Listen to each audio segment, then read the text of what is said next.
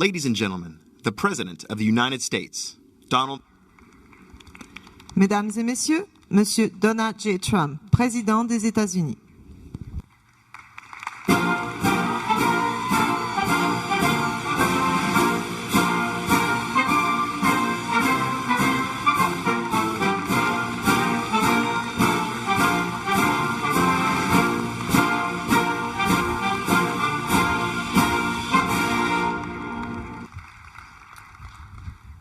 President Macron, Mrs. Macron, and the people of France, to the First Lady of the United States and members of the United States Congress, to distinguished guests, veterans, and my fellow Americans, we are gathered here on freedom's altar, on these shores, on these bluffs, on this day 75 years ago.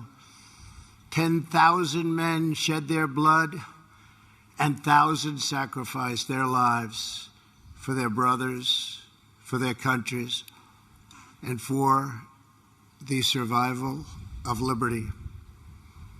Today we remember those who fell and we honor all who fought right here in Normandy.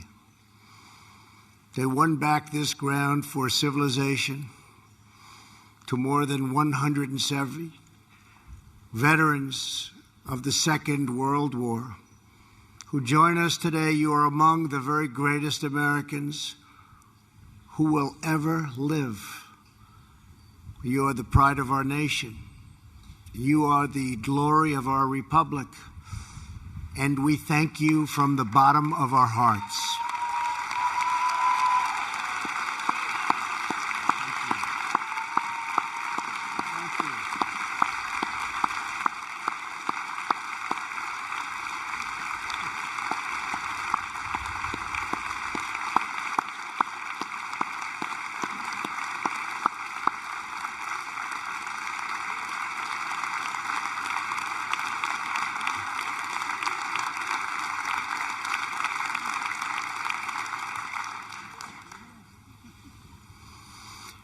Here with you are over 60 veterans who landed on D-Day. Our debt to you is everlasting. Today we express our undying gratitude. When you were young, these men enlisted their lives in a great crusade, one of the greatest of all times. Their mission is the story of an epic battle and the ferocious eternal struggle between good and evil. On the 6th of June, 1944, they joined a liberation force of awesome power and breathtaking scale.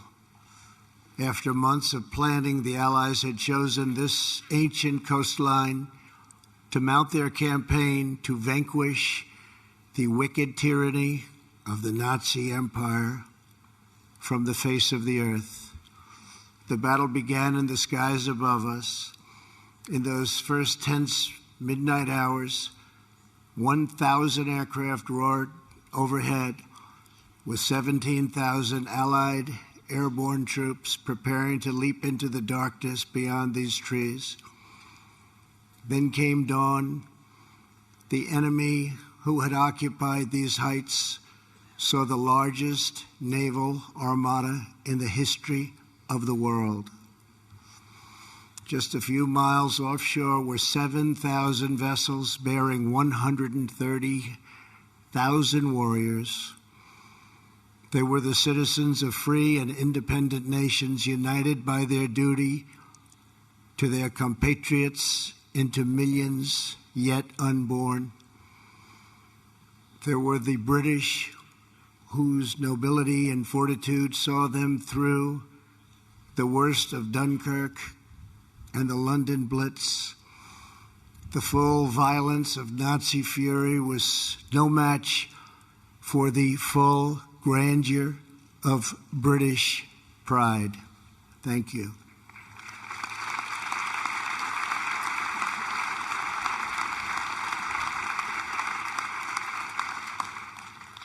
There were the Canadians, whose robust sense of honor and loyalty compelled them to take up arms alongside Britain from the very, very beginning. There were the fighting Poles, the tough Norwegians, and the intrepid Aussies. There were the gallant French commandos, soon to be met by thousands of their brave countrymen ready to write a new chapter in the long history of French valor.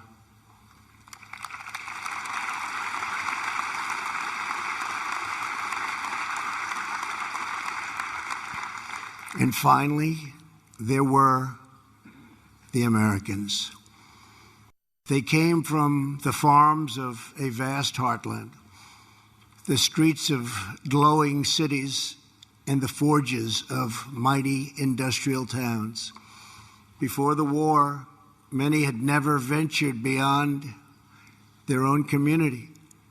Now they had come to offer their lives half a world from home. This beach, codenamed Omaha, was defended by the Nazis with monstrous firepower, thousands and thousands of mines and spikes driven into the sand so deeply. It was here that tens of thousands of the Americans came. The GIs who boarded the landing craft that morning knew that they carried on their shoulders not just the pack of a soldier, but the fate of the world.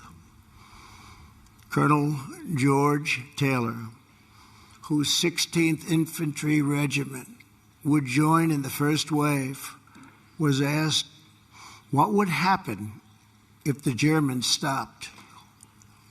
Right then and there, cold on the beach, just stopped them. What would happen? This great American replied, "Why, the 18th Infantry is coming in right behind us. The 26th Infantry will come on too. Then there is the 2nd Infantry Division, already afloat, and the 9th Division, and the 2nd Armored, and the 3rd Armored, and all the rest. Maybe the 16th won't make it, but someone will." One of those men in Taylor's 16th Regiment was Army medic Ray Lambert. Ray was only 23, but he had already earned 3 Purple Hearts and 2 Silver Stars fighting in North Africa and Sicily, where he and his brother Bill, no longer with us, served side by side. In the early morning hours, the two brothers stood together on the deck of the USS Henrico before boarding 2 separate Higgins landing craft. "If I don't make it," Bill said, "please, please take care of my family." Ray asked his brother to do the same. Of the 31 men on Ray's landing craft, only Ray and 6 others made it to the beach. There were only a few of them left. They came to the sector right here below us. Easy Red, it was called. Again and again, Ray ran back into the water. He dragged out one man after another. He was shot through the arm. His leg was ripped open by shrapnel. His back was broken. He nearly drowned. He had been on the beach for hours, bleeding and saving lives, when he finally lost consciousness. He woke up the next day on a cot beside another badly wounded soldier. He looked over and saw his brother Bill. They made it. They made it. They made it.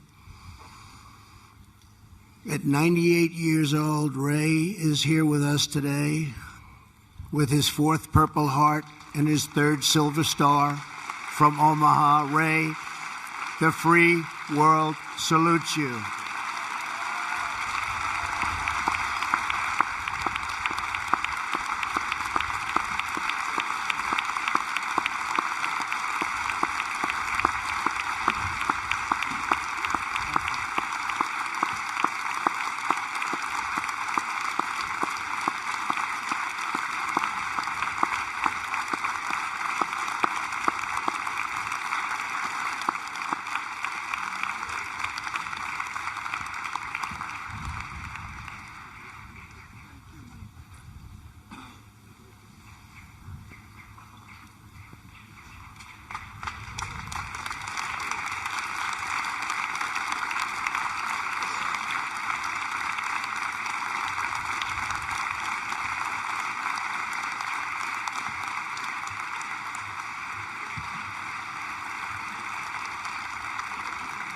Thank you, Ray.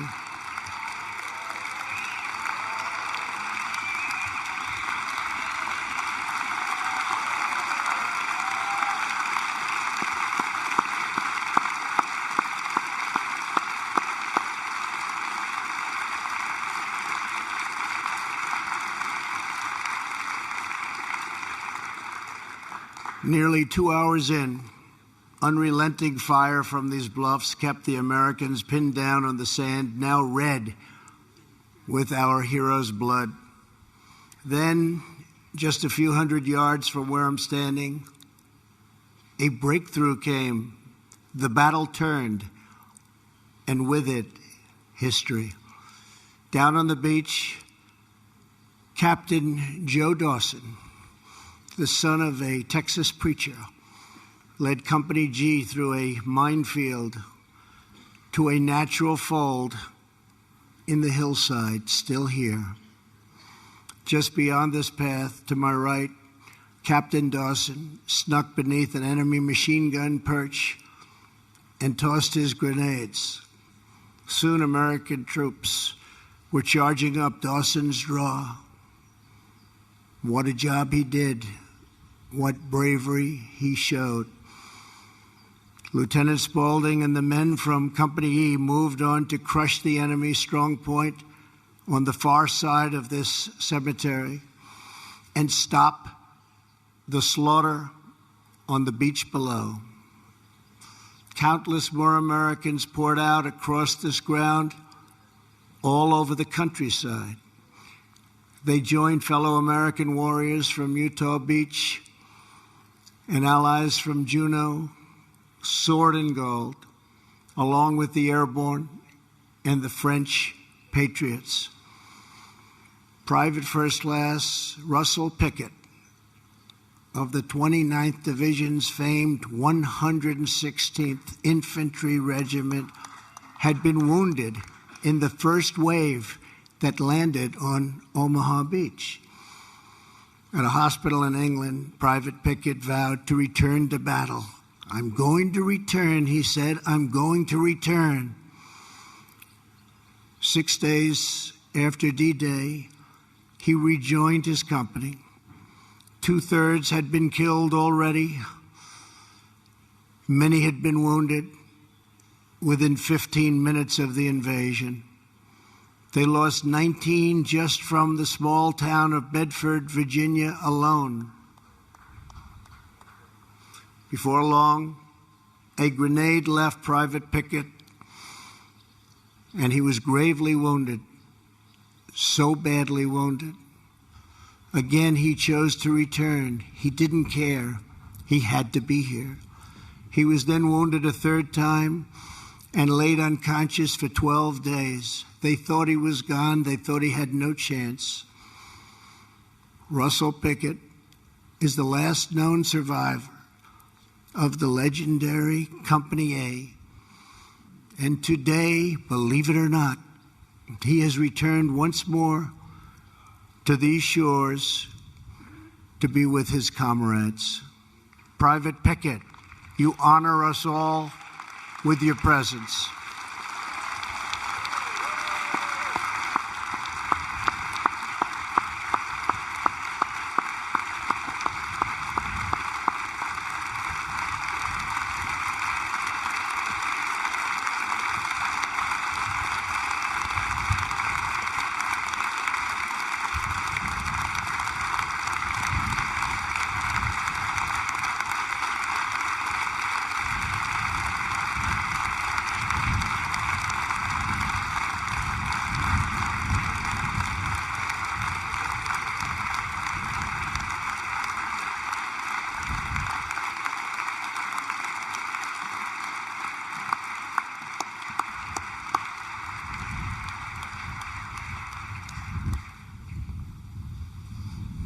Tough guy.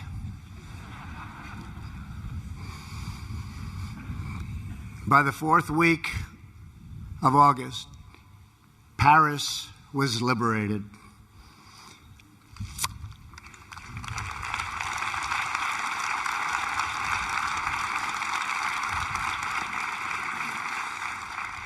Some who landed here pushed all the way to the center of Germany. Some threw open the gates of Nazi concentration camps to liberate Jews who had suffered the bottomless horrors of the Holocaust.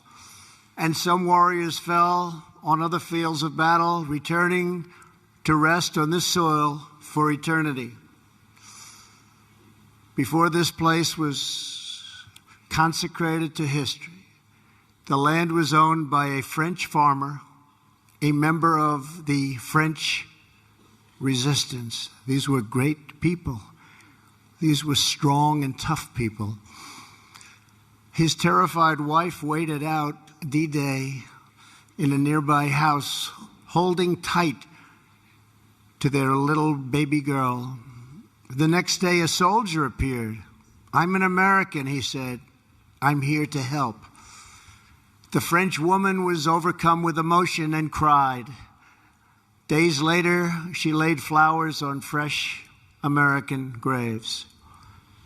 Today, her granddaughter, Stephanie, serves as a guide at this cemetery. This week, Stephanie led 92-year-old Marion Wynn of California to see the grave of her brother Don for the very first time. Marion and Stephanie are both with us today, and we thank you for keeping alive the memories of our precious heroes. Thank you.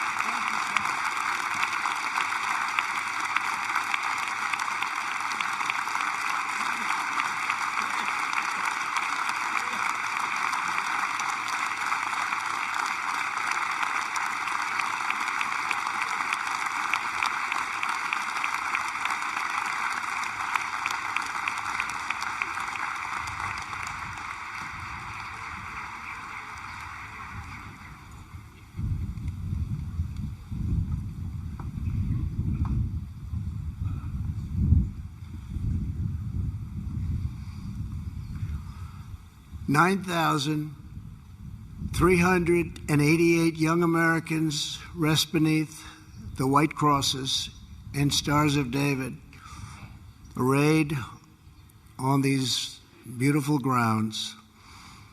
Each one has been adopted by a French family that thinks of him as their own. They come from all over France to look after our boys. They kneel, they cry, they pray, they place flowers, and they never forget. Today, America embraces the French people and thanks you for honoring our beloved dead. Thank you. Thank you. Thank you.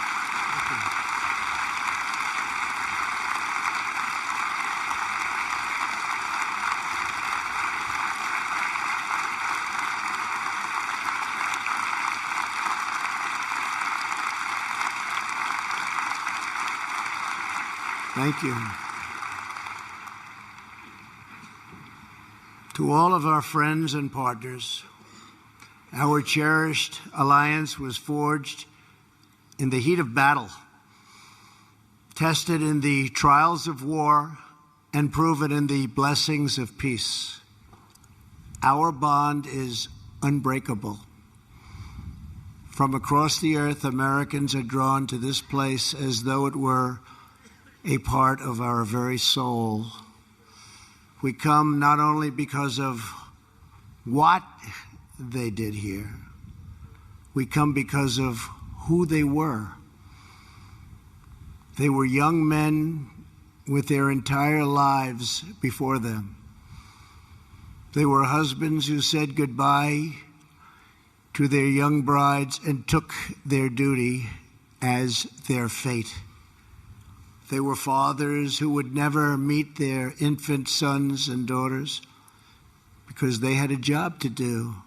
And with God as their witness, they were going to get it done. They came wave after wave, without question, without hesitation, and without complaint. More powerful than the strength of American arms was the strength of American hearts. These men ran through the fires of hell, moved by a force no weapon could destroy.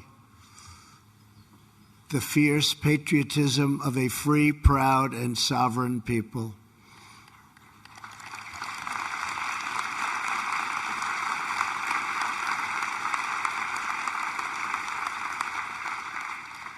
They battled not for control and domination, but for liberty, democracy, and self-rule. They pressed on for love and home and country, the main streets, the schoolyards, the churches, and neighbors, the families and communities that gave us men such as these. They were sustained by the confidence that America can do anything because we are a noble nation with a virtuous people praying to a righteous God.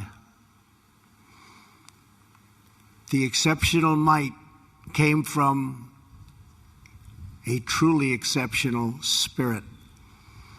The abundance of courage came from an abundance of faith. The great deeds of an army came from the great depths of their love.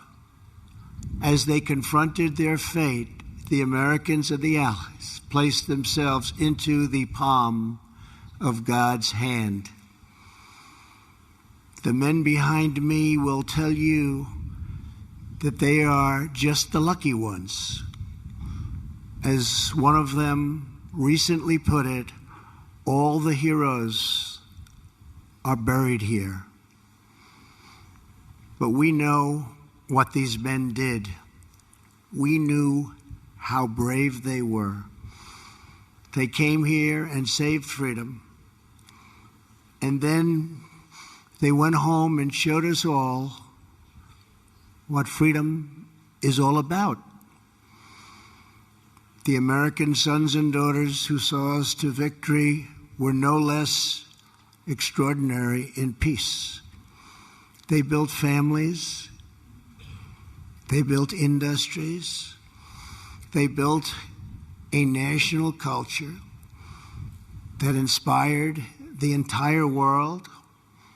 In the decades that followed, America defeated communism, secured civil rights, revolutionized science, launched a man to the moon, and then kept on pushing to new frontiers. And today, America is stronger than ever before.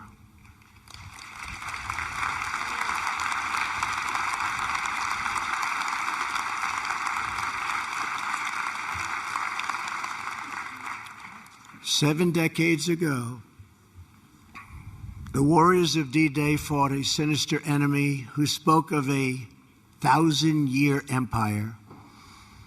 In defeating that evil, they left a legacy that will last not only for 1,000 years, but for all time. For as long as the soul knows of duty and honor, for as long as freedom keeps its hold on the human heart. To the men who sit behind me and to the boys who rest in the field before me, your example will never, ever grow old.